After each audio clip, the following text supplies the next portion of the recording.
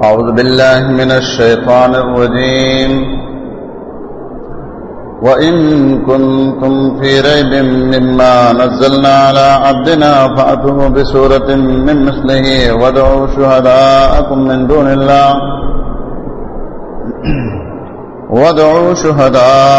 من دون الله إن كنتم صادقين.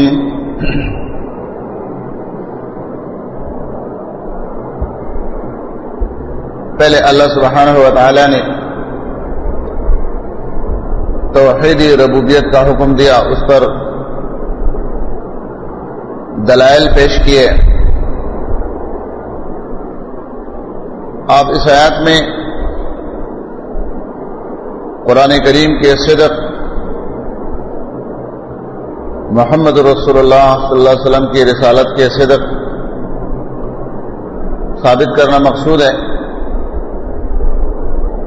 اور جیسا کہ شروع میں ہم بتا چکے ہیں، قرآن کریم کے 6 بڑے عنوانات میں سے ایک عنوان صدق قرآن اور دوسرا عنوان صدق رسول، اور اس سے ماقبل پہلا عنوان اللہ کے توحید. تو یہ قرآن کریم کا دوسرا تیسرا عنوان ہے، اور اس میں مناظرے کی ایک چیلنج ہے. نبی کریم صلی اللہ علیہ وسلم کے ذات پر اعتراضات، قرآن کریم کے حوالے سے اعتراضات، یہ محمد صلی اللہ علیہ وسلم اپنے طرف سے بول رہے ہیں. یہ من جانب اللہ کوئی کتاب نہیں ہے. تو اللہ سبحانہ و تعالی نے فرمایا کہ وَإِن كُنتُمْ اگر ہو تم فی ریب شک میں مما نزلنا اس سے جو نازل کیا ہم نے علی عبدنا اپنے بندے پر، فاتو فصلیا بسورۃ من مثلی ایک سورت اس جیسی، ودعو بلا لو شہداکم اپنے مددگاروں کو، من دون اللہ اللہ کے سوا، ان کنتم صادقین اگر ہو تم سچے. قرآن کریم کے بارے میں اگر تم شک میں ہو، جو ہم نے نازل کیا ہے، نزلنا توڑا توڑا نازل کرنا. مشرکین نے مطالبہ کیا تھا لولا نزل علیہ القرآن جملۃ واحدہ، سورۃ فرقان میں اس کا ذکر آئے گا. یہ بھی ان کے اعتراضوں میں سے ایک اعتراض تھا. اللہ نے جواب دیا یہ توڑا توڑا نازل کرنے میں حکمت کیا ہے؟ لِنُثَبِّتَ بِهِ فُؤَادَكَ وَرَتَّلْنَاهُ تَرْتِيلًا، ہم توڑا توڑا قرآن نازل کرنے سے آپ کے دل کو مضبوط کرنا چاہتے ہیں. جیسے واقعہ ویسے ان کے مناسبت سے آیتوں کا نزول. تو اس کے فوائد بہت زیادہ ہے، کیونکہ اللہ حکیم ہے، علیم ہے، وہ اپنی کتاب کی نزول کی حکمت کو جانتا ہے. تو فرمایا اگر تم شک میں ہو جو ہم نے اپنے بندے پر نازل کیا ہے، تو تم لے آؤ اس کی جیسی کوئی صورت. اور نبی صلی اللہ علیہ وسلم کے لیے یہاں عبدیت کا ذکر ہوا ہے، علی عبدنا. قرآن کریم میں اللہ رب العالمین نے رسول اللہ صلی اللہ علیہ وسلم کے شان عبدیت کے اعتبار سے بیان کیا ہے کہ سب سے اعلیٰ شان محمد صلی اللہ علیہ وسلم کا کیا ہے؟ عبد. یہ شان کبھی اللہ رب العالمین نے قرآن کی نزول کے اعتبار سے تبارک الذی نزل الفرقان علی عبدہ لیکون للعالمین نذیرا، سورۃ فرقان کے شروع میں کبھی اللہ سبحانہ و تعالیٰ نے معراج کے حوالے سے عظمت کا ذکر کیا. سبحان الذی اسری بعبدہ لیلا من المسجد الحرام الی المسجد الاقصی، یہ عظمت کے مقامات ہیں. معراج کرائی اللہ تعالیٰ نے آسمانوں کی، مسجد اقصی سے مسجد حرم سے مسجد اقصی تک زمین کے معراج. اور پھر آگے جا کے سورۃ نجم میں آسمان کے معراج، عبدیت کا۔ کبھی اللہ سبحانہ و تعالیٰ نے نبی علیہ الصلوۃ والسلام کی عبدیت کا ذکر عبادت کے ساتھ کیا، اقرأ بسم ربک الذی خلق، اس صورت میں ارأیت الذی ینہا، کیا آپ نے اس شخص کو دیکھا جو منع کرتا ہے عبدہ، اس اللہ کے بندے، اذا صلی، جب وہ نماز پڑھ رہا ہے، اس کی عبادت کی تذکیر کے ساتھ۔ کبھی اللہ سبحانہ و تعالیٰ نے جیسے کہ سورۃ زمر میں کفایت کے لیے ذکر کیا ہے کہ کیا اللہ رب العالمین کافی نہیں ہے، الیس اللہ بکاف عبدہ، بندے کے لیے۔ یہ نبی علیہ الصلوۃ والسلام کی عظمت کے اعتبار سے اللہ تعالیٰ نے عبدیت کے مقامات وہاں لائے ہیں جہاں اللہ کے نبی کی رفعت کا ذکر ہے، اعلیٰ مقام کا ذکر ہے۔ تو اس سے ان لوگوں کے عقیدے کا رد ہوتا ہے جو نبی صلی اللہ علیہ وسلم کی شان کو عبدیت سے ہٹا کر، بشریت سے ہٹا کر نورانیت کی طرف لے جاتے ہیں کہ وہ نوری مخلوق ہیں، جبکہ ان مقامات پر اور یہاں پر یہی ذکر ہے علی عبدنا، ہم نے اپنے بندے پر نازل کیا، ہم نے نازل کیا۔ فرمایا فاتوا بسورۃ من مثلہ، لے آؤ اس جیسی سورت۔ سورت کا معنی ہوتا ہے ٹکڑا، ایک ٹکڑا، ایسے بہترین کلام پر مشتمل جس میں ایسے بلاغت ہو، ایسے فصاحت ہو، فصیح بلیغ کلام۔ اور پھر اگر تم تمام صفتوں کے ساتھ لانا چاہتے ہو تو ایسے بندے کی زبان سے بیان کرو جیسے بندہ محمد صلی اللہ علیہ وسلم ہے۔ کیوں؟ یہ تمہارے سامنے ہے، اس نے 40 سالہ زندگی تمہارے درمیان میں گزارا ہے، نہ اس کو لکھنا آتے نہ پڑھنا آتے، پھر وہ کتاب ایسے بندے کے زبان سے بیان کرو جو اس کو لکھنا بھی نہ آتا ہو، پڑھنا بھی نہ آتا ہو، اس وصف کے ساتھ کیسے لائیں گے؟ تو بہت مشکل ہے کہ جس کو لکھنا بھی نہ آئے، پڑھنا بھی نہ آئے، اس کی زبان سے ایسے کلام بیان ہو جس کے اندر ایسے فصاحت اور بلاغت ہو۔ اس لیے اللہ تعالیٰ کے حکمتوں میں سے ایک بات تھی کہ رسول اللہ صلی اللہ علیہ وسلم کو اللہ تعالیٰ نے لکھنا یا پڑھنا نہیں سکھایا تھا، تاکہ کسی کو یہ شک شبہ بھی نہ ہو کہ ایک شخص لکھنا جانتا ہے، پڑھنا جانتا ہے، ہو سکتا ہے یہ قرآن اس نے اپنے گھر میں بنایا ہو، آیتیں بنا ڈالا۔ اس قسم کے شکوک اور شبہات کا ذکر اللہ تعالیٰ نے قرآن کریم میں آگے جا کے کیا ہے کہ اگر ایسے بات ہوتی تو پھر تو یہ لوگ اور شک میں پڑے رہتے، اذا لارتاب المبطلون، پھر تو یہ باطل لوگ بڑے شک میں پڑے رہتے۔ فرمایا وَادْعُوا شُهَدَاءَكُم مِّن دُونِ اللَّهِ، بلاؤ اپنے مددگاروں کو جو اس معاملے میں تمہارے ساتھ مدد کر سکتے ہیں، ان کو لے آؤ، سب مل کر کے اس قرآن کا مقابلہ کرو۔ جیسے آگے سورۃ بنی اسرائیل میں اللہ رب العالمین نے یہ دعویٰ ان کو پیش کیا ہے، قُلْ إِنِ اجْتَمَعَتِ الْإِنسُ وَالْجِنُّ عَلَىٰ أَن يَأْتُوا بِمِثْلِ هَٰذَا الْقُرْآنِ لَا يَأْتُونَ بِمِثْلِهِ وَلَوْ كَانَ بَعْضُهُمْ لِبَعْضٍ ظَهِيرًا۔ ان سے کہہ دو کہ اگر ان کے انس اور جن سب جو ہے جمع ہو جائے اس قرآن کے مقابلے میں کچھ بنا کر لانا چاہتے ہیں، وَلَوْ كَانَ بَعْضُهُمْ لِبَعْضٍ ظَهِيرًا، مدد کریں گے تب بھی یہ نہیں کر سکتے۔ سورۃ بنی اسرائیل 88 نمبر آیات میں اس کا ذکر آئے گا انشاءاللہ۔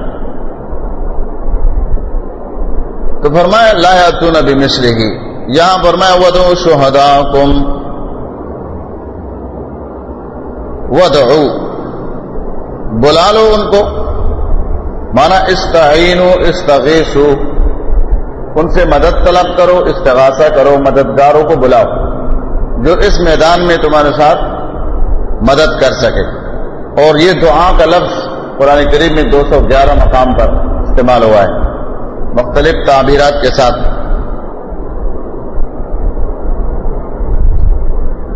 تو فرمائے شہداءکم 211 مقام پر، اس کا ذکر مختلف تعبیرات کے ساتھ ہے۔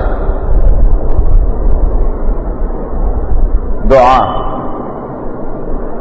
اس لفظ کو اللہ سبحانہ و تعالی نے مختلف معنوں میں قرآن کریم میں 211 مقام پر استعمال کیا ہے. دعا کے معنی میں بھی ہے، مدد کے معنی میں بھی ہے،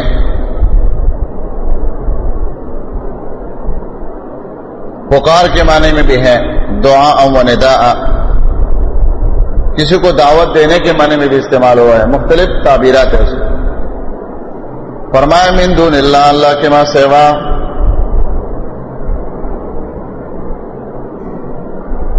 دونا کا لفظ قرآن کریم میں استعمال ہوا ہے اور مشرکین کے نیت اور عقیدے کے مطابق اللہ رب العالمین کے ذات سے کم درجے کے اعتبار میں وہ اپنے معبود کو سمجھتے تھے. اور جیسے کہ مرفوع حدیث میں یہ لفظ آیا ہے نبی صلی اللہ علیہ وسلم کے معراج کی حدیث میں کہ میں نے جس سواری پر سواری کی ہے تو دون البغل فوق الحمار، خچر سے اس کا قد کم تھا اور گدھے سے کچھ زیادہ تھا. دون معنی کم. تو مشرکین کا عقیدہ بھی اس اعتبار سے قرآن نے ذکر کیا ہے. وَيَعْبُدُونَ مِن دُونِ اللَّهِ، یہ بندگی کرتے ہیں اللہ کے ماں سوا اوروں کے، لیکن ان کو اللہ جیسے برابر نہیں سمجھتے کہ اتنا قوت ان کے پاس ہے جتنا اللہ کے پاس ہے. یہ اس دور کے مشرکین کی بات ہو رہی ہے، اس دور کے نہیں. اس دور والوں کا تو کچھ اور انداز ہے. تو فرمایا من دون اللہ، اللہ کے ماں سوا جن کو تم پکارنا چاہتے ہو پکارو. ان کنتم صادقین، اگر ہو تم سچے. کیا مطلب سچے؟ اگر تم اپنے اس دعوے میں جو تم دعویٰ کرتے ہو کہ رسول اللہ صلی اللہ علیہ وسلم اپنے طرف سے اس کتاب کو بنا ڈالے ہیں، اس دعوے میں تمہارے اندر کوئی صداقت ہے، یہ تم جو کچھ کہتے ہو اس پر تمہارا یقین ہے، تو پھر تو تم اس کا مقابلہ آسانی کے ساتھ کر سکتے ہو، کرو. اور یہ لفظ صدق قرآن کریم میں 155 مقام پر استعمال ہوا ہے اور اس کے مختلف معنی ہیں. کبھی مقام کے اعتبار سے جگہ کو بھی صدق کہا گیا ہے، فی مقعد صدق، اور کہیں کذب کے مقابلے میں استعمال ہوا ہے. مختلف تعبیرات. فرمایا لے آؤ. اور اس میں مشرکین کو چیلنج ہے جس کو تحدی کہتے ہیں کہ آؤ مقابلہ کرو. قرآن کے بارے میں جو تمہارے شکوک شبہات ہیں اپنے علماء کو جمع کرو، فصحاء کو جمع کرو، مقابلہ کرو. لیکن ان کی طرف سے کوئی جواب نہیں آیا. فرمایا فَإِن لَّمْ تَفْعَلُوا وَلَن تَفْعَلُوا فَاتَّقُوا النَّارَ الَّتِي وَقُودُهَا النَّاسُ وَالْحِجَارَةُ أُعِدَّتْ لِلْكَافِرِينَ.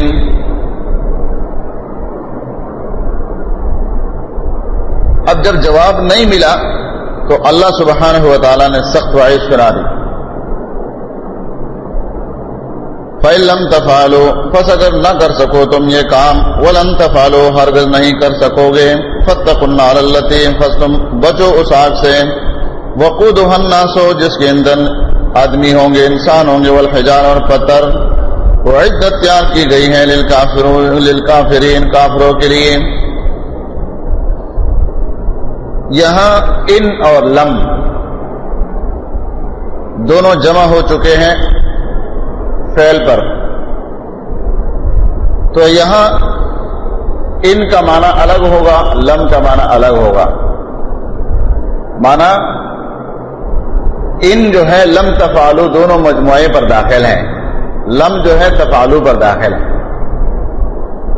معنی یہ کہ تم یہ کام اگر نہیں کر سکتے ہو، اور پھر اللہ تعالیٰ نے مستقبل کی نفی کر دی، ولن تفعلوا.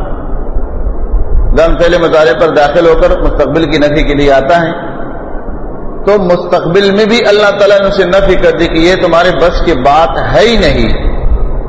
تو جب تم اس قرآن کے بارے میں جو دعویٰ کرتے ہو کہ یہ نبی محمد صلی اللہ علیہ وسلم نے خود سے بنایا ہے یا اس کے ساتھ کوئی معاونین ہے، یہ کام جب تم نہیں کر سکتے ہو، ابھی تک نہ کر سکے ہو، تو پھر اس کا مطلب یہ ہوا کہ تم عذاب کو دعوت دیتے ہو، اللہ کے کلام پر شکوک شبہات کرنا۔ اس لیے آگے فرمایا فاتقوا النار، پس ڈرو آگ سے ڈر جاؤ، وقودها الناس، جس کے اندر انسان ہے، والحجارہ، پتھر، الناس، اللہ سبحانہ و تعالی نے لوگوں کو اس آگ میں ڈالنا ہے، وقود بنا دیا انسانوں کو اس آگ کا۔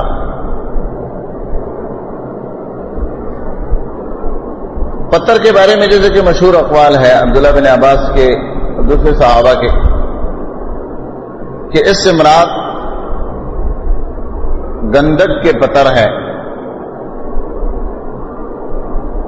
جس کی بدبو بھی آگ میں ڈالو تو بہت تیز ہوتا ہے، جس کی وجہ سے آگ بھی انتہائی تیز بھڑکتا ہے، اور جس کی آگ کی تیزی بھی بہت زیادہ ہوتی ہے۔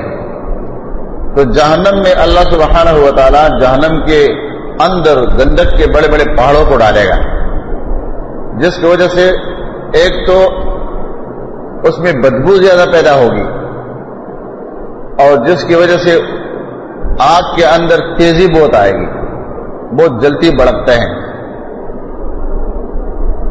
یہ ایک پتھر ہے جو معروف ہے گندک، ہمارے پشتوں میں اس کو گوگڑ کہتے ہیں، گوگڑ کے پتھر، اور یقیناً اس کا انتہائی بدبو ہوتا ہے۔ تو عبداللہ بن عباس اور عبداللہ بن مسعود رضی اللہ تعالی عنہما دونوں کا قول یہ ہے۔ ایک قول علماء نے یہ نقل کیا ہے اس سے مراد وہ پتھر ہے جس کی عبادت کی گئی ہے، تاکہ عبادت کرنے والے اپنے معبود کو جہنم میں دیکھ لے اور وہ مزید رسوا ہو جائے، کیونکہ جس کی عبادت کی جاتی ہے اس سے امید ہوتا ہے کہ وہ مجھے چھڑائے گا، تو جب اس کا معبود پہلے سے جہنم میں ہو تو اس کی ذلت اور رسوائی بڑھ جائے گی۔ اور اس میں علماء نے لکھا ہے کہ جن جن قبروں کی عبادت ہو رہی ہے یہ پتھر بھی اس میں شامل ہے، کیونکہ پتھر کوئی قصوروار تو نہیں ہے، مجرم تو نہیں ہے، اور اس کو اللہ رب العالمین آگ میں ڈالتا ہے، جلاتا ہے، یہ اللہ کے حکم ہے، اللہ کی حکمت ہے اس میں، ورنہ وہ سزا کے حقدار نہیں ہے، مجرم تو نہیں ہے وہ، کیونکہ تمام اشیاء کے لیے قرآن کریم میں اللہ رب العالمین نے فرمایا وَإِن مِّن شَيْءٍ إِلَّا يُسَبِّحُ بِحَمْدِهِ، سورۃ بنی اسرائیل میں کوئی چیز ایسا نہیں ہے جو اللہ کے حمد اور تعریف میں وہ مصروف نہیں ہے۔ یہ پتھر بھی اللہ کے حمد میں مصروف ہے، لیکن اللہ تعالیٰ کا آگ میں ان کو ڈالنا، یہ ان کے ماننے والوں کو جو پتھر کی عبادت کرنے والے ہیں، وہ چاہے قبر کی صورت میں ہو، بت کی صورت میں ہو، ان کو ذلیل کرنا مقصود ہے۔ جیسے دنیا میں ہوتا ہے نا کہ اگر کوئی شخص تانے میں، جیل میں، کسی عدالت کٹہری میں پکڑ کے لے جایا جائے تو وہ یہ امید رکھتا ہے کہ میرا بڑا کوئی ہے مجھے آ کے چھڑا لے گا، لیکن اگر اس کا پہلے سے وہ بڑا پہلے سے جا چکا ہو تو اس کی ذلت اور ندامت اور نا امیدی اور زیادہ ہو جائے، اس لیے معبود کو مقدم کر دیا کہ وہ پہلے سے اللہ تعالیٰ نے اس میں ڈالنا ہے۔ وہ عدت للکافرین، تیار کیا گیا کافروں کے لیے۔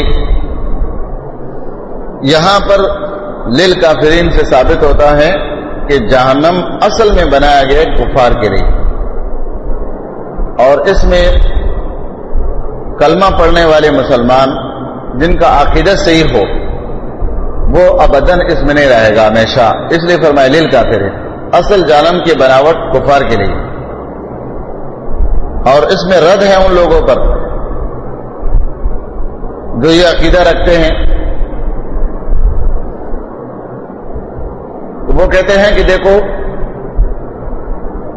جہنم تو کافروں کے لیے ہے، کلمہ گو مسلمان جو ہے وہ جہنم میں نہیں جائے گا. تو ان کا کوشش کرنا اس آیات سے کہ دیکھو اس آیات میں ہے للکافرین، جہنم کافروں کے لیے ہے، لہذا جو مسلمان ہو جائے کلمہ پڑھ لے تو وہ جہنم میں نہیں جائے گا.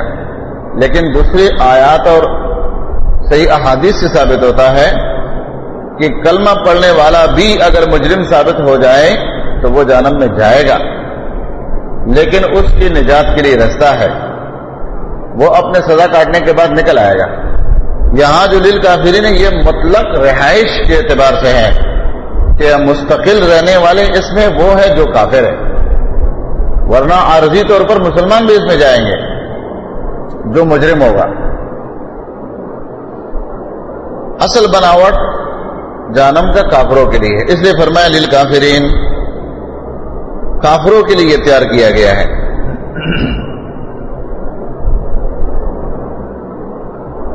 اللہ سبحانہ و تعالیٰ نے یہاں قرآن کریم کے اور نبی صلی اللہ علیہ وسلم کے صدق کے بارے میں ان کو مطالبہ کیا کہ یہ دونوں اعتراضات تمہارے، اگر تم مقابلہ کرتے ہو تو دلیل لاؤ، نہیں تو دونوں اعتراضات باطل ہیں. جب صدق قرآن ثابت ہو گیا تو صدق رسول خود بخود ثابت ہو گیا، اور جب صدق رسول ثابت ہو گیا کہ یہ رسول سچا ہے جو دعوت دیتا ہے تو صدق قرآن خود بخود ثابت ہو گیا. ایک چیز کا ثبوت دوسرے کے لیے لازم ہے. فرمایا وبشر الذین آمنوا، بشارت دو ان لوگوں کو جنہوں نے ایمان لایا ہے، ان لہم جنات تجری من تحتها الانہار، ان لوگوں کو بشارت دو جنہوں نے ایمان لایا وعملوا الصالحات اور نیک اعمال کیے، ان لہم جنات تجری من تحتها الانہار، یقیناً ان کے لیے ہے باغات، بہتے ہیں نیچے اس کے نہریں، جس کے نیچے نہریں بہ رہی ہیں وہ باغات ہے ان کے لیے. کلما رزقوا منها من ثمرۃ الرزق، جب بھی دیے جائیں گے وہ ان میں سے کوئی پھل، رزقاً بطور خوراک، بطور رزق، قالوا کہیں گے وہ ھذا الذی رزقنا من قبل، یہ وہ ہے جو دیے گئے تھے ہمیں اس سے پہلے، وَأُتُوا بِهِ مُتَشَابِهًا، اور دیے جائیں گے وہ رزق متشابہ ملتا جلتا، وَلَهُمْ فِيهَا أَزْوَاجٌ مُطَهَّرَةٌ، اور ہوں گے ان کے لیے ان میں بیویاں مطہرۃ پاکیزہ، وَهُمْ فِيهَا خَالِدُونَ، اور وہ اس میں ہمیشہ رہیں گے. قرآن کریم کا ترتیب یہ ہے، ترغیب اور ترہیب. ایک طرف جہنم کے عذاب کی وعید اور دوسری طرف جنت کے بشارتیں. یہ عمل کرو گے تو اس کی نتیجے میں جہنم ہے، اور یہ عمل بجا لاؤ گے تو اس کے نتیجے میں جنت ہے. تو اس کے فوراً بعد، جہنم کے وعید کے فوراً بعد ایمان والوں کو بشارت، جنہوں نے قرآن کو تسلیم کیا، نبی صلی اللہ علیہ وسلم کی رسالت کو تسلیم کیا، ان کے لیے اللہ رب العالمین نے بشارت دی. اور پھر جنت کے نعمتوں کا ذکر کیا کہ جب ان کو جنت میں اللہ کی طرف سے انعامات دیے جائیں گے، رزق دیا جائے گا، تو وہ کہیں گے یہ وہ رزق ہے جو پہلے ہمیں دیا گیا تھا. اس میں دو قول ہے. ایک تو یہ کہ یہ جو ہم میوہ کھاتے ہیں، رزق کھاتے ہیں، کھانے سے پہلے جب اس کی رنگت کو دیکھیں گے، جس طرح مالٹا ہے، کیلا ہے، تو یہ تو وہی ہے جو ہمیں پہلے دیا گیا، مانا دنیا میں ہم نے کھایا. لیکن جب اس کو کھائیں گے تو کھانے سے ان کو محسوس ہوگا کہ یہ لذت وہ تو نہیں ہے، اس میں تو بہت فرق ہے. ہم شکل تو ہیں دنیا کے میوے کے ساتھ، لیکن ہم ذائقہ نہیں ہیں. دوسرا قول یہ ہے کہ جنت میں جب ایک بار یہ لوگ اللہ کی نعمتوں میں سے کسی نعمت کو استعمال کریں گے، جب دوبارہ وہ نعمت اسی شکل میں میوہ ان کو دیا جائے گا تو وہ کہیں گے یہ تو وہی ہے جو پہلے دیا گیا. لیکن جب کھائیں گے تو کہیں گے نہیں، شکل تو اسی کا ہے لیکن ذائقہ اس کا نہیں ہے. اس سے یہ ثابت ہوتا ہے جیسا کہ حدیث میں آتا ہے کہ جنت والے جو ہیں ہر بعد میں آنے والا لمحہ ان کا پہلے کے لمحے سے زیادہ خوشی والا ہوگا. اور اس قول کی طرف اس میں اشارہ ملتا ہے کہ جنت کے اندر نیند جیسی چیز نہیں ہوگی سو جانا، اس لیے کہ انسان کے اوپر جب ہر لمحہ خوشی کا آتا ہے تو اس کا نیند خود بخود اڑ جاتا ہے. نیند کے اڑ جانے کی وجہ، کیونکہ نیند جو ہے یہ تھکاوٹ، پریشانی، انسان کے سر پر بوجھ بن جائے، دل پر بوجھ بن جائے، ذہن پر بوجھ بن جائے، وجود کے جوڑوں پر بوجھ بن جائے تو اس کو نیند آ جائے. جبکہ جنت میں ہر آنے والا لمحہ پہلے والے لمحے سے زیادہ حشاشیت اور بشاشیت اور خوشی کا ہے، تو اس لیے نیند کی کیفیت بندے پر طاری نہیں ہوگی. تو یہاں پر بھی اس سے اشارہ ملتا ہے کہ جب ان کو رزق دیا جائے گا، بعد میں میوے دیے جائیں گے تو پہلے والے کے رنگت کے برابر ہوں گے، لیکن جب اس کے ذائقے کو دیکھیں گے تو یہ اس سے بالکل مختلف ہوگا. اچھا، اس میں ایک اشارہ یہ بھی ہے کہ رزقو مجہول کا صیغہ ذکر کیا گیا ہے، معنی یہ کہ ان کو رزق ان کے خدمت کے لیے خادم مقرر ہے، ان کو رزق دیا جا رہا ہے. کوئی ادھر سے ان کے لیے میوے لا رہے ہیں، کوئی ادھر سے لے کے آ رہے ہیں، خدمتگار موجود ہے. پھر ان کے زبانوں پر یہ الفاظ آئیں گے، قالوا هذا الذي رزقنا من قبل. اور جب انسان کو اچھا کھانا دیا جائے، مسکن موجود ہو، تو پھر انسان کی چاہت ہوتا ہے جوڑے کے طرف. اس لیے فرمایا وَلَهُمْ فِيهَا أَزْوَاجٌ مُطَهَّرَةٌ، ہوں گے ان کے لیے جنت میں، اس جنت میں بیویاں مطہرۃ پاک. اب اس میں ایک اشارہ دیا ہے، مطہرۃ کہہ دیا اور اس میں کوئی قید نہیں لگایا کہ کس چیز سے مطہرہ ہوگی، کوئی ایک چیز کا نام نہیں دیا. اس لیے یہ عموم کے لیے اس میں بہت فائدہ ہے. مانا برے اخلاق سے پاک، بدصورتی سے پاک، میلے کچیلے کپڑوں سے پاک، ناک کے گندگی سے پاک، کانوں کے گندگی سے پاک، منہ کے اندر، گلے کے اندر ریشے کی گندگی سے پاک، حیض اور نفاس کی گندگی سے پاک، اور جو روحانی گندگیاں ہوتی ہے اس سے پاک. جیسے کہ قرآن نے آگے جا کے اس کی تفصیل کی ہے، قاصرات الطرف، وہ عورتیں جس کی نگاہیں صرف اپنے خاوندوں تک محدود ہوگی. اور یہ عورتوں میں سب سے اعلیٰ صفت ہے، سب سے اعلیٰ.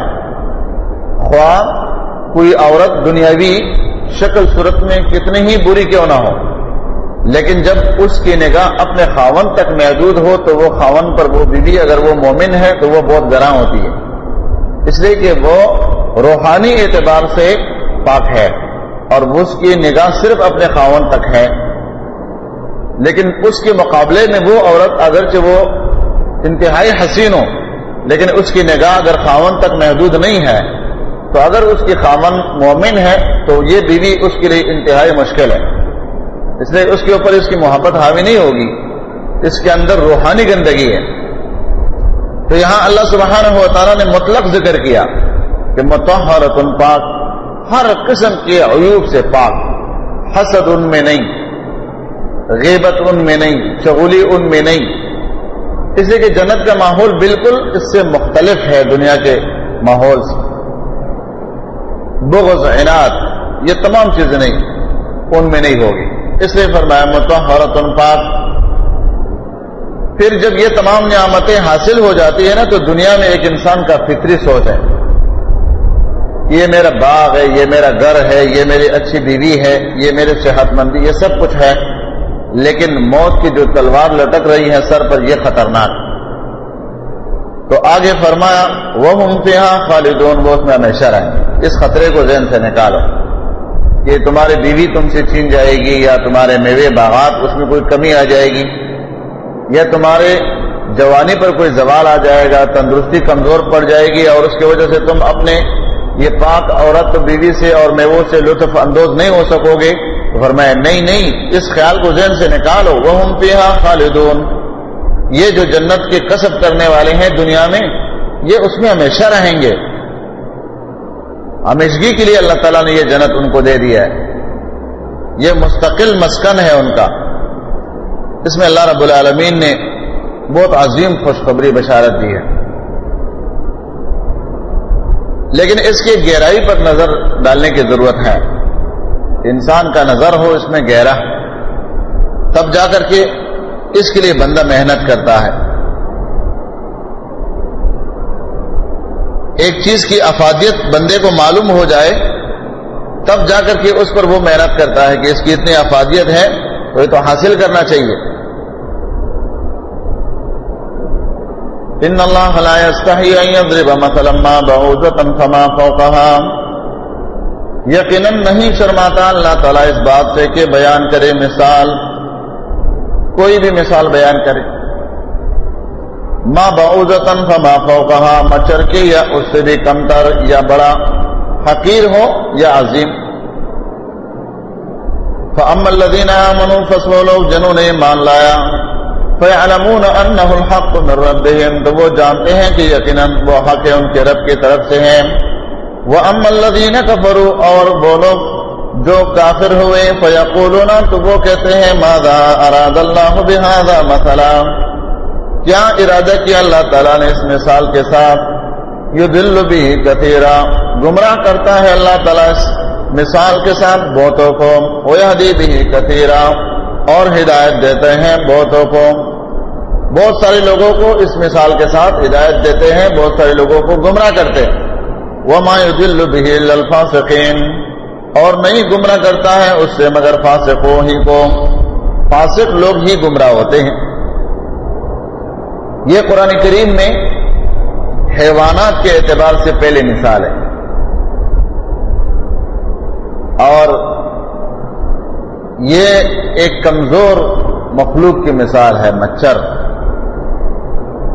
قرآن کریم میں شروع میں یہ مچھر کا ذکر آیا اور آخر میں ہاتھی کا ذکر ہے۔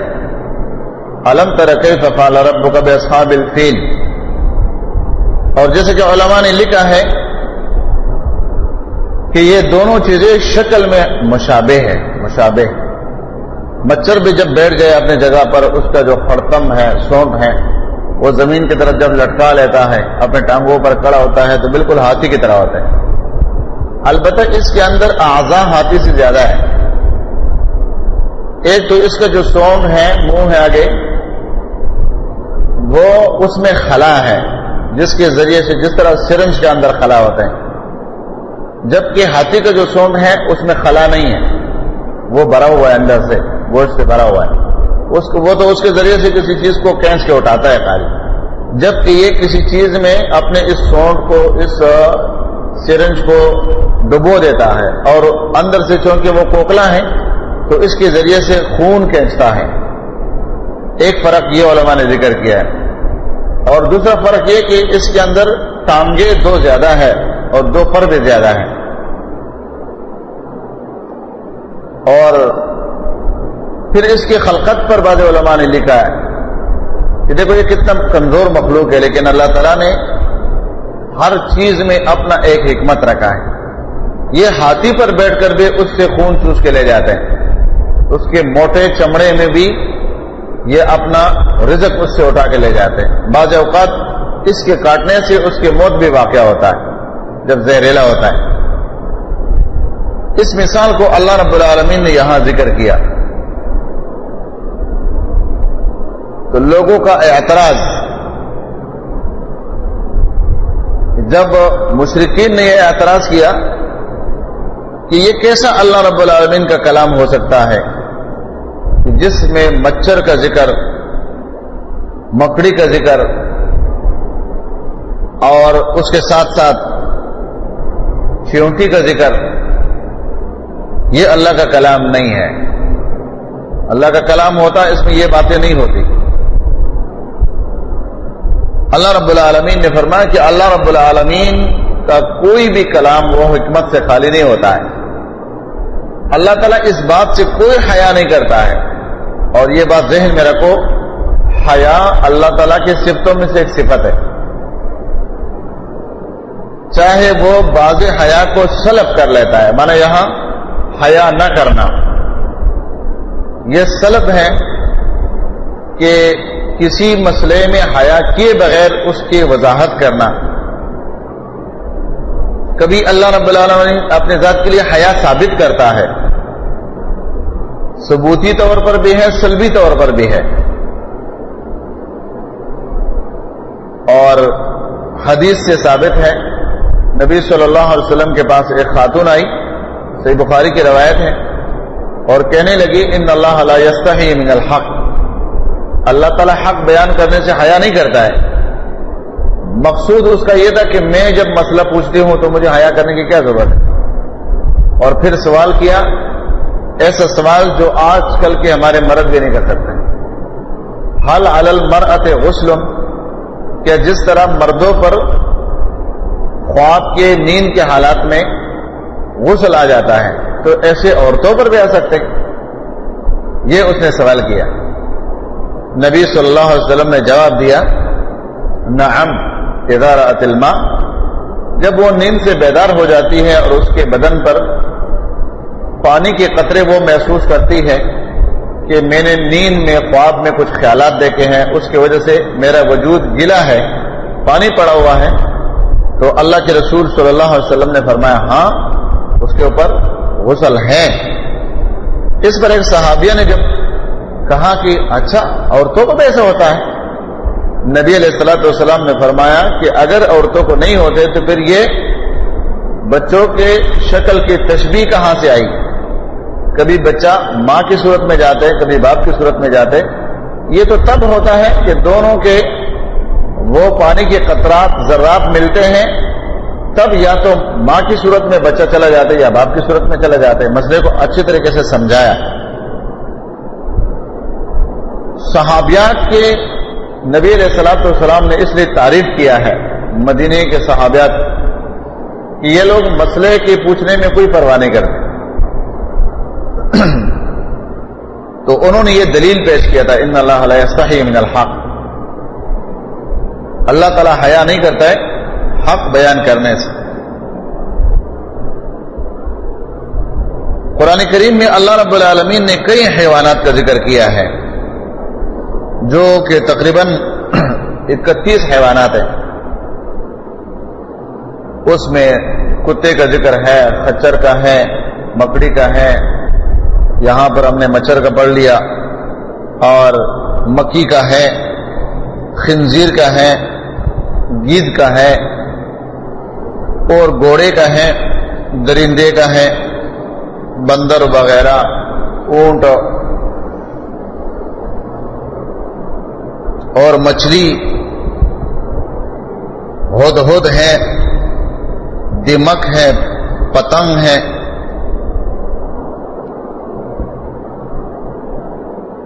سانپوں کی 3 قسمیں ہیں، بڑا سانپ ہے، چھوٹا سانپ ہے، یہ کو اژدہا کہتے ہیں. اژدہا، یہ تینوں قسمیں قرآن میں انشاءاللہ اس کا ذکر آئے گا. یہاں پر اللہ سبحانہ و تعالیٰ نے اس مچھر کی مثال کے ساتھ فرمایا کہ اللہ رب العالمین کا کوئی بھی حکم یا تذکرہ یا کسی چیز کا ذکر وہ حکمت سے خالی نہیں ہوتے. تو جن لوگوں کا اللہ تعالیٰ کے کتاب پر ایمان ہوتا ہے تو ان کا ایمان اللہ تعالیٰ کی آیتوں کے نزول کے ساتھ بڑھ جاتا ہے. جیسے کہ سورۃ توبہ میں اللہ تعالیٰ نے فرمایا وَإِذَا مَا أُنزِلَتْ سُورَةٌ، جب کوئی سورت کا نزول ہوتا ہے تو فَمِنْهُم مَّن يَقُولُ أَيُّكُمْ زَادَتْهُ هَٰذِهِ ایمانا، بعض کہتے ہیں کس چیز کے ذریعے سے ایمانا، قرآن کی آیتوں کے ذریعے سے کوئی ایمان بڑھ گیا. فَأَمَّا الَّذِينَ آمَنُوا فَزَادَتْهُمْ إِيمَانًا وَهُمْ يَسْتَبْشِرُونَ، ایمان والوں کا ایمان تو بڑھ جاتا ہے کیونکہ موجود ہے نا، ان کا ایمان بڑھ جاتا ہے. اور جن کا ایمان نہیں ہے وہ اما الذین فی قلوبہم، وہ لوگ جن کے دلوں میں پہلے سے مرض، بیماری موجود ہے، فزادتہم رجسا الی رجسہم، تو ان کے گندگی میں اور اضافہ ہو جاتے ہیں. جس طرح یہاں پر فرمایا کہ جن لوگوں کا ایمان قرآن پر نہیں ہے ان کو یہ شبہات لاحق ہوتے ہیں. اس لیے فرمایا وما یضل بہ الا الفاسقین، نہیں گمراہ ہوتے ہیں ان مثالوں کے ساتھ مگر فاسق ہو. اور مچھر کی مثال قرآن نے یہاں جی اللہ کے رسول صلی اللہ علیہ وسلم نے بھی حدیث مبارک میں پیش کی ہے، لو کانت الدنیا، اس حدیث میں کہ اگر دنیا مچھر کے برابر بھی اللہ کے نظر میں ہوتا، تعدل عند اللہ جناح بعوضۃ ما سقى منها کافرا شربۃ، تو کسی کافر کو اللہ تعالیٰ پانی کا قطرہ بھی نہ پلاتے۔ دوسرے اس حدیث میں کہ جس میں اللہ کے نبی نے فرمایا کہ اگر ساری انسانیت مل جائے اور اتقی متقی بن کر ایک مومن متقی انسان کے دل کے مانند کا دل ہو جائے، تو اللہ رب العالمین کی عبادت میں ما زاد ذلک فی ملکی، میرے بادشاہی میں اس سے کوئی اضافہ نہیں ہوگا، جناح بعوضۃ، مچھر کے پر کے برابر۔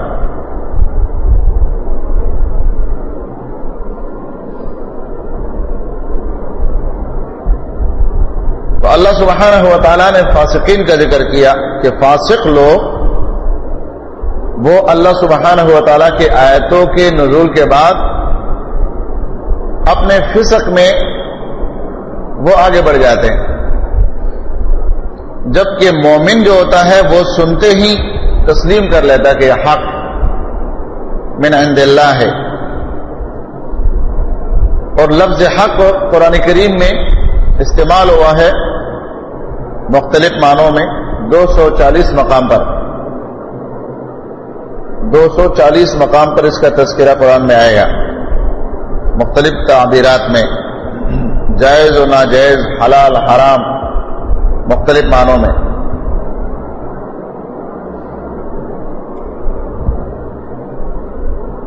اللہ رب العالمین ان مثالوں کے ساتھ ہدایت دیتا ہے جس کو چاہتا ہے، وَيَهْدِي بِهِ كَثِيرًا،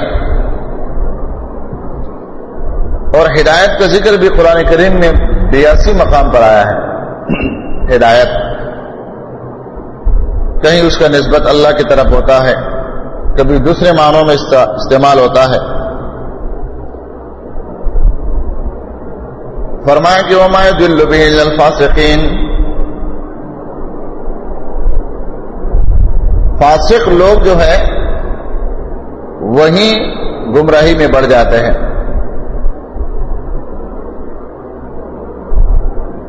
اور یہ مادہ بھی قرآن کریم میں 50 مقام پر استعمال ہوا ہے فسق کا۔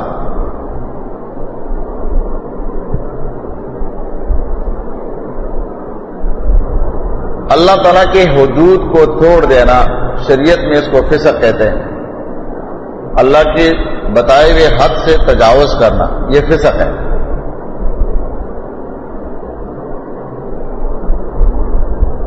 آگے آیات میں اللہ سبحانہ و تعالیٰ نے فاسقین کے وضاحت کی کہ یہ کون لوگ ہیں۔ فرمایا الذین ينقضون عہد اللہ من بعد میثاقہ ویقطعون ما امر اللہ بہ ان یوصل ویفسدون فی الارض اولئک هم الخاسرون۔ اس آیات میں اب فاسقین کی تشریح ہے۔ الذین، وہ جو ینقضون توڑتے ہیں عہد اللہ، اللہ کے وعدوں کو، عہد، پیمان، من بعد میثاقہ، اس کے پختگی اور مضبوط کر لینے کے بعد، وَيَقْطَعُونَ مَا أَمَرَ اللَّهُ بِهِ، اور توڑتے ہیں جو اللہ تعالیٰ نے حکم دیا ہے اس کے ساتھ، ان یوصل، ملا دینے کا، وصل کرنے کا، وَيُفْسِدُونَ فِي الْأَرْضِ، اور فساد کرتے ہیں زمین میں، اولئک هم الخاسرون، یہ لوگ خسارہ اٹھانے والے ہیں۔ اس آیات میں فسق کی تشریح کی اللہ تعالیٰ نے۔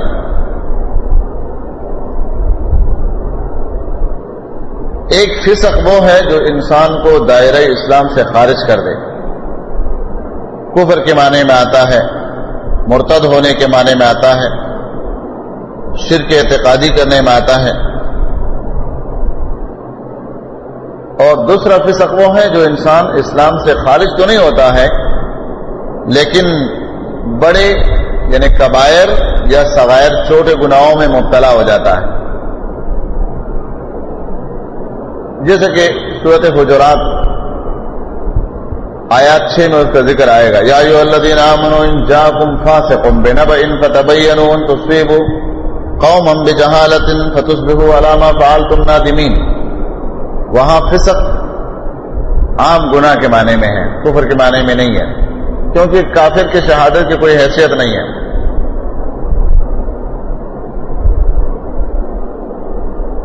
تو فرمایا کہ الذین ینقضون عہد اللہ من بعد میثاقہ وَيَقْطَعُونَ مَا أَمَرَ اللَّهُ بِهِ أَن يُوصَلَ. یہ معاشرے کے اندر جو خرابیاں پیدا کرنے والے لوگ ہیں، قطع تعلق، صلہ رحمی کے پرواہ کیے بغیر زندگی گزارنے والے، جبکہ رسول اللہ صلی اللہ علیہ وسلم کی اتنی احادیث صلہ رحمی پر واقع ہے کہ انسان اگر سب کو جمع کرنا چاہے تو سینکڑوں سے زیادہ ہے، سینکڑوں سے زیادہ ہے کہ قطع تعلق گناہ کبیرہ ہے. بلکہ نبی صلی اللہ علیہ وسلم نے صحیح بخاری کی روایت میں ایک شارٹ لفظ استعمال کیا، مختصر، لا يدخل الجنۃ قاطع، تعلق توڑنے والا جنت میں نہیں جائے گا. اور تعلق جوڑنے والے کے بارے میں صحیح مسلم میں اور دوسرے کتابوں میں نبی علیہ السلام کے وہ فرمان کہ جس سے لوگ تعلق توڑتے ہیں اور وہ جوڑتا ہے تو یہ مستقل ہمیشہ اس رشتہ دار پر حاوی رہے گا. اللہ تعالیٰ اس کو اس کے سامنے ذلیل نہیں کرے گا. اور ایک روایت میں نبی علیہ السلام نے فرمایا، جب ایک صاحب نے پوچھا کہ میرے رشتہ دار مجھ سے تعلق توڑ دیتا ہے، میں اس سے جوڑنا چاہتا ہوں، میں ان کے قریب جاتا ہوں، وہ مجھ سے بھاگتے ہیں. اللہ کے رسول صلی اللہ علیہ وسلم نے فرمایا اگر ایسا ہے جیسے آپ کہہ رہے ہیں تو اس کا مطلب یہ ہے کہ آپ گرم مٹی اٹھا کے اس کے منہ پر ڈال رہے ہیں. یعنی اللہ کے نبی نے جو صلہ رحمی کرنے والا تھا اس کی تعریف کی، اور جو اس رشتے کے توڑنے کی کوشش میں تھے ان کے انتہائی قباحت بیان کی کہ گویا آپ ان کے چہرے پر گرم مٹی ڈال رہے ہیں. تو اس لیے فرمایا کہ یہ مفسد لوگ ہیں، فسق کرنے والے ہیں. فرمایا کہ فَتَكْفُرُونَ بِاللَّهِ وَكُنْتُمْ أَمْوَاتًا فَأَحْيَاكُمْ ثُمَّ يُمِيتُكُمْ ثُمَّ يُحْيِيكُمْ ثُمَّ إِلَيْهِ تُرْجَعُونَ. یہاں پھر اللہ سبحانہ و تعالی سامنے اس مسئلے کو رکھتا ہے کہ تمہارے کفر کے لیے کیا جواز ہے. استفہام تعجبی کے ساتھ اس کا ذکر کیا. کیف تکفرون باللہ، کیسا کفر کرتے ہو تم باللہ، اللہ کے ساتھ، وکنتم اموات، تھے تم مردے، فاحیاکم، پس تمہیں زندہ کیا، ثم یمیتکم، پھر وہ تمہیں موت دے گا، ثم یحییکم، پھر وہ تمہیں زندہ کرے گا، ثم الیہ ترجعون، پھر اسی کی طرف تم لوٹائے جاؤ گے. یہ نعمتوں کا ذکر ہے کہ اللہ سبحانہ و تعالی نے تمہارے مادے کو بنایا، تمہارا کوئی وجود نام و نشان نہیں تھا، اس نے تمہیں زندگی دی. کنتم اموات، تھے نہیں تم، اس پر موت کا اطلاق کیا اللہ تعالیٰ نے. فاحیاکم، بس تمہیں زندہ کیا، پھر وہ تمہیں موت دے گا، پھر وہ تمہیں زندہ کرے گا، پھر تم اس کی طرف لوٹائے جاؤ گے. مانا تمہارا کوئی اور ٹھکانہ ہے ہی نہیں سوائے اس کے پاس جانے کے، پلٹ کر وہیں جانا ہے. کہیں فرمائے الینا ترجعون، ہمارے طرف پلٹ کر آؤ گے. اس سے بعض لوگوں نے، جیسے کہ پہلے ہم شروع میں پڑھ چکے ہیں، ایمان بالغیب میں استدلال کیا ہے کہ دو موت دو زندگی ہیں، تیسری زندگی کوئی نہیں ہے. برزخی زندگی کی وہ منکر ہے. لیکن جب، جیسے میں نے آپ کو بتایا تھا ان سے بحث ہوتی ہے، بات ہوتی ہے، تو تیسری زندگی کے ماننے پر وہ مجبوراً آ جاتے ہیں کہ نہیں تیسری زندگی تو ہے لیکن اس قبر میں نہیں ہے، اوپر ہے، برزخ میں ہے، فلاں ہے، فلاں ہے، جان چھڑانے کے لیے پھر یہ باتیں. جبکہ قرآن کریم میں اللہ رب العالمین نے کئی زندگیوں کا ذکر کیا ہے. آگے اس صورت میں ہم پڑھیں گے کہ اللہ تعالیٰ نے بنی اسرائیل میں سے کتنے واقعات بیان کیے کہ جن کو 3 زندگی ملی ہے. اور عزیر علیہ السلام کا واقعہ ذکر کیا، زندگی ہے وہاں، تیسری زندگی ہے، برزخی زندگی کے ماں سیوا. اس سے مراد وہ 2 زندگیاں ہیں جو انسان اپنے وجود کے ساتھ، ہوش و حواس کے ساتھ دنیا میں ہے زندہ، یا پھر وہ قیامت کے دن میدان محشر سے ہو کر جنت اور جہنم میں جائے گا. اس سے مراد وہ 2 واضح زندگی ہے. یہاں پر نعمتوں میں موت کا ذکر کیا ہے، تو موت بھی نعمت ہے، ماننا پڑے گا. جس میں بھی اللہ تعالیٰ نے عقل ڈالا ہے وہ موت کو نعمت سمجھتا ہے. ایک تو یہ کہ معاشرے کے اندر کوئی فاسق اور فاجر انسان ہے اور معاشرہ اس سے پریشان ہے، اس کا موت سارے معاشرے کے لیے نعمت ہے.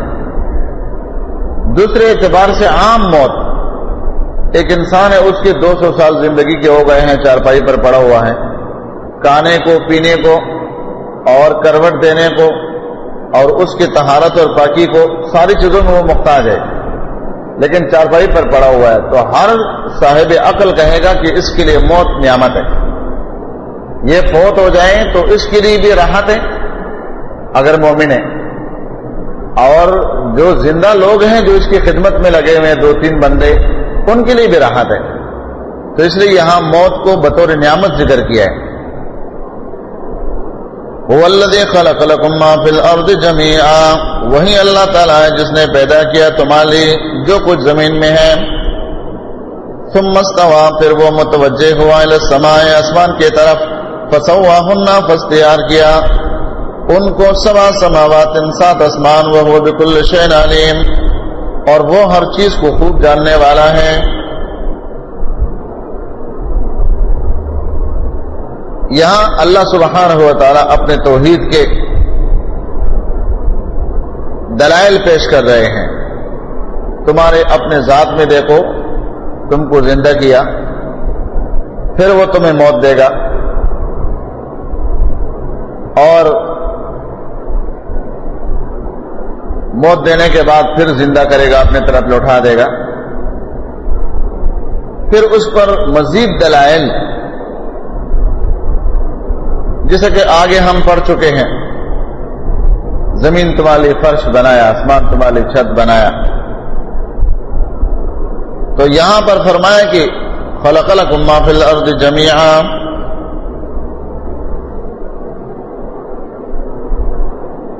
ہر چیز تمہارے لیے بنایا، ہر چیز. اب ہر چیز انسان کے فائدے کے لیے ہے.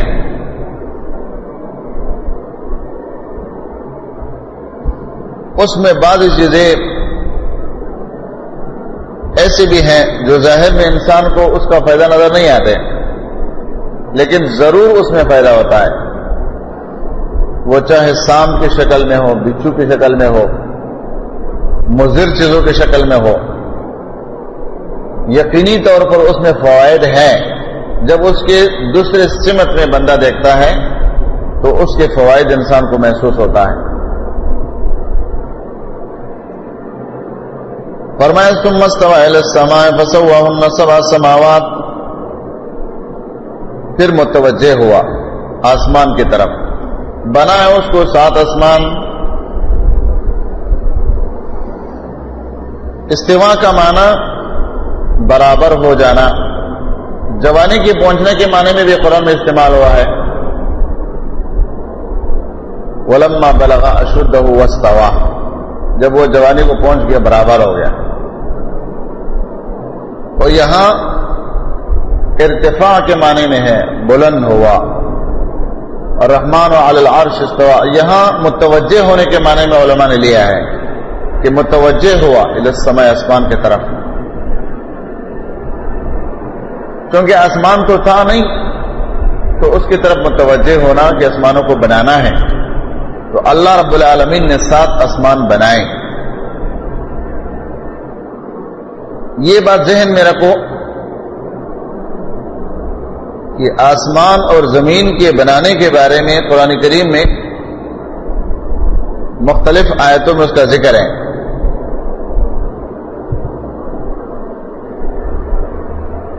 لیکن جب ان تمام آیتوں کو جمع کیا جائے تو پتہ چلتا ہے کہ پہلے اللہ تعالیٰ نے زمین کو بنایا، پھر آسمان کو بنایا، اور زمین کے اندر جو اور کام کرنا تھا وہ آسمان کے بعد کیا۔ وَالْأَرْضَ بَعْدَ ذَلِكَ دَحَاهَا، دحاہا کا وہاں یہ معنی علماء نے لیا ہے کہ زمین کو پہلے بنایا، آسمان کو بعد میں بنایا، اور زمین کے اندر جو مزید کاریگری تھی ان میں پہاڑوں کو گاڑنا، معدنیات وغیرہ، فوائد، وہ آسمان کے بنانے کے بعد کیا۔ اس لیے یہاں پر پہلے زمین کا ذکر کیا ہے نا، هو الذی خلق لکم ما فی الارض جميعا، پہلے زمین، اور پھر فرمایا ثم استوى الی السماء، آسمان کی طرف متوجہ ہو، آسمان بعد میں بنائے۔ والارض بعد ذلك دحاها، اس کا یہ معنی ہوگا کہ زمین بنانے کے بعد، آسمان بنانے کے بعد زمین کے اندر جو اور کاریگری کرنی تھی وہ بعد میں کی ہے۔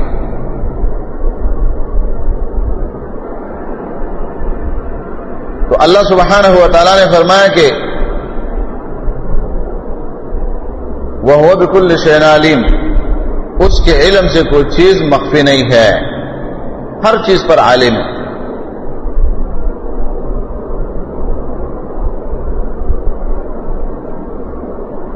موت کا لفظ پہلے ہم پڑھ چکے ہیں، یہ قرآن میں استعمال ہوا ہے 159 مقام پر۔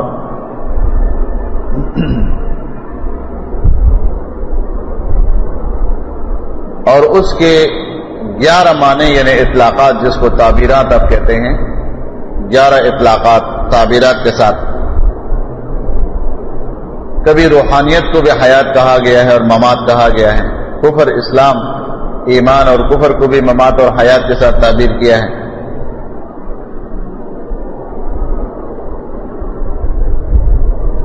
اور حیات کا جو لفظ ہے یہ قرآن کریم میں 188 مقام پر استعمال ہوا ہے، حیات، اور اس کے 7 اطلاقات ہیں، 7 تعبیروں کے ساتھ۔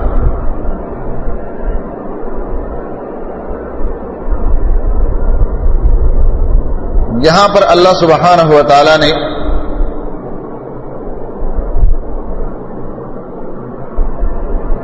انسان کے خلقت کے بعد اس کے لیے زمین اور زمین کے اندر جو کچھ ہے وہ سب بندے کے فائدے کے لیے پیدا کیا، پھر آسمانوں کا ذکر، اور پھر اللہ رب العالمین میں آخر میں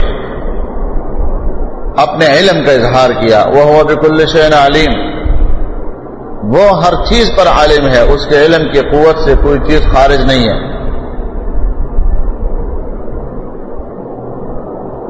یہاں یہ مسئلہ سمجھ لو، استواء علی العرش یہ اللہ تعالیٰ کی صفات میں سے عظیم صفت ہے،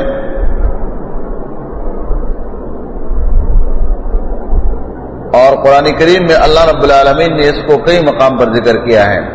الرحمن علی العرش استوى،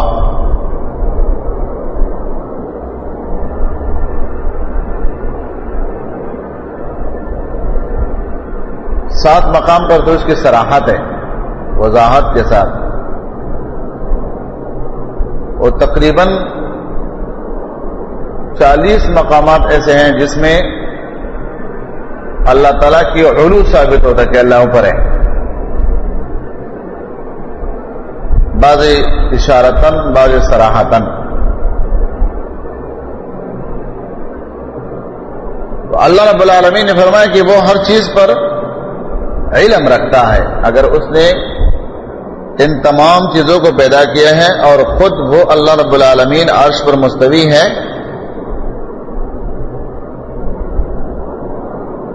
تو اس کا علم تمام چیزوں کو احاطہ کیا ہوا ہے۔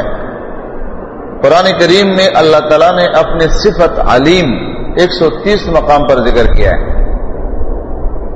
صفت علیم، جبکہ اس کے متبادل اور الفاظ بھی استعمال ہوا ہے. اعلم بھی کہا ہے، اور یہ اللہ تعالیٰ کا صفت قدیم ہے،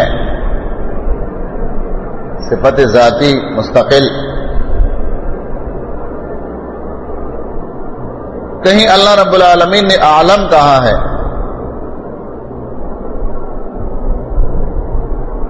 یہ 49 مقام پر آیا ہے قرآن میں اعلم.